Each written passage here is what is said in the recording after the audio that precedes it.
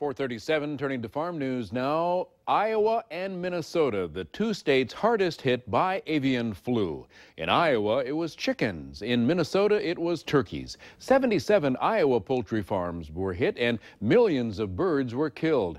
Now, a turkey farm in Iowa has finished the decontamination work and will be restocking due to the turkeys lost to the bird flu. Reporter Jetski Warren tells us the owner says he's optimistic about having his turkeys back. I'm proud to announce we have 28,800 turkeys in all four of these barns combined. Farmer Brad Molin has been waiting for this momentous day ever since his birds were struck by the devastating bird flu, killing thousands upon thousands of his turkeys.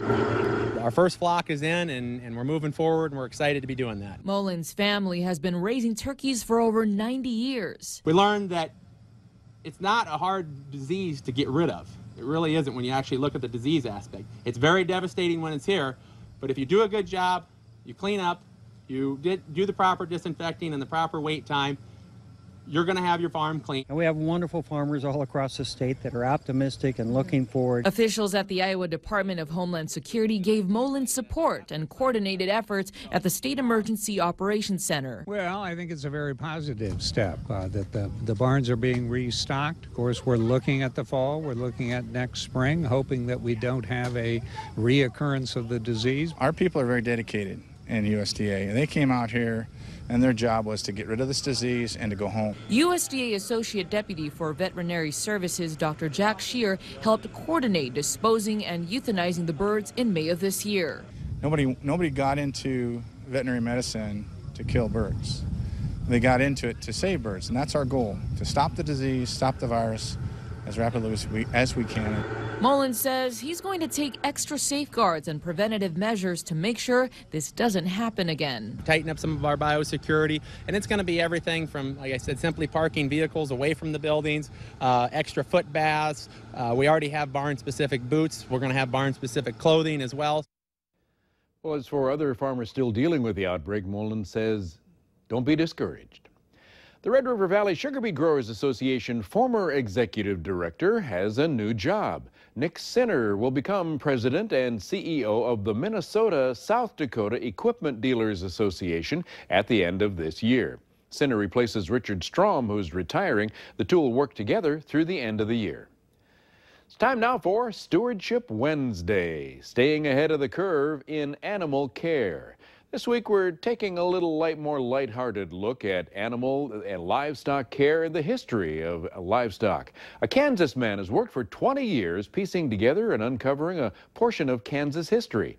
Now, the National Park Service is interested in talking about his work. Reporter Scott Evans explains how a man with a love of history and a bit of curiosity mapped a trail across southern Kansas equal in significance to the Oregon and Santa Fe trails. I just think that it must have been quite a sight for these guys. Jim Gates has spent a lot of time between the Oklahoma-Kansas border and Ellsworth. This is it. You're standing right on the Ellsworth Trail where it came. 20 years ago, a couple of guys in Ellsworth told him about an old livestock trail that started in Texas. Using maps taped to a wall in his office, Gates realized that old trail broke off the Chisholm Trail, but there was no map to show it or prove it. I just really want to know where it went. From about 1874 to 1884, hundreds of thousands of cattle came from Texas to Ellsworth because cowboys could get $1 more per cow than in Oklahoma. It all started with money.